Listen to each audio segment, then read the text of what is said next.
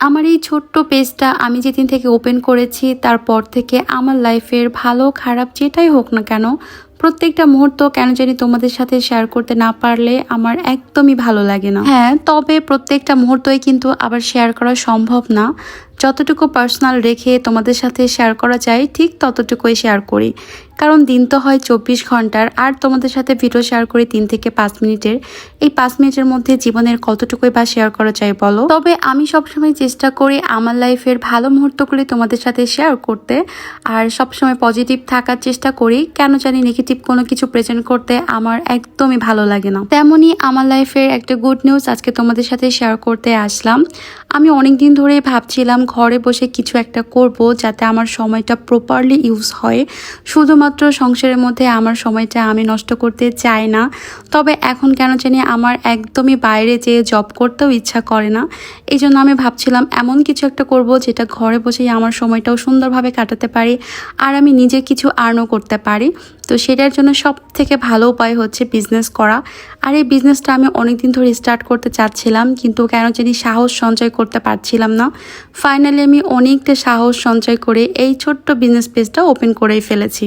আমি যেহেতু ঘর সাজাতে অনেক বেশি পছন্দ করি, ঘরের ছোট ছোট জিনিস কিনতে অনেক বেশি ভালোবাসি, তাই আমার কাছে মনে হয়েছে আমার বিজনেসটা হোম ডেকোর রিলেটেডই করা সব থেকে ভালো হবে, কারণ এই কাজটা আমি সব থেকে বেশি ভালোবাসা দিয়ে করতে পারবো। আমার এই ছোট্ট বিজনেস পেজটার নাম হচ্ছে ঘরের গল্প। নামটা তোমাদের কাছে কেমন লেগেছে অবশ্যই কিন্তু জানিও।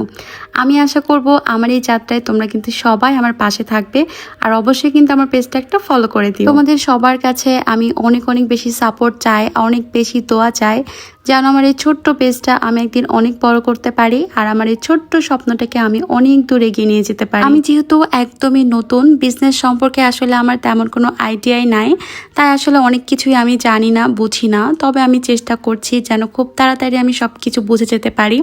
আর আমার এই যাত্রায় কিন্তু আমার সব থেকে বড় সাপোর্ট কিন্তু আমার হাজব্যান্ড।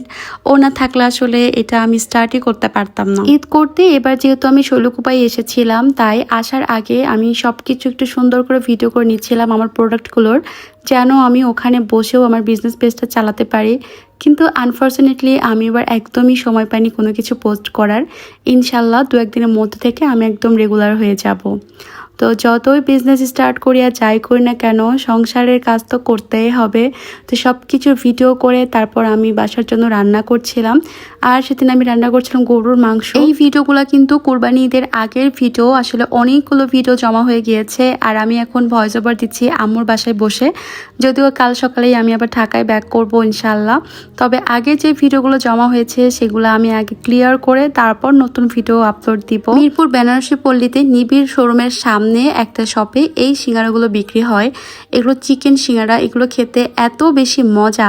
এটার সাথে একটা খুব মজাদার একটা চাটনি দেয়, ওটার সাথে খেতে তো জাস্ট ওয়াও।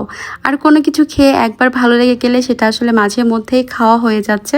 তো এই সিঙ্গারাটাও ঠিক তেমন, বেশ কয়েকবার এটা খাওয়া হয়ে গেল। আজকের ভিডিওটা এখানে শেষ করছি। তোমরা সবাই অনেক ভালো থেকো, সুস্থ থেকো, আর সবাইকে অনেক অনেক ধন্যবাদ আমার ফুল ভিডিওটা কষ্ট করে দেখার জন্য। আল্লাহ হাফেজ।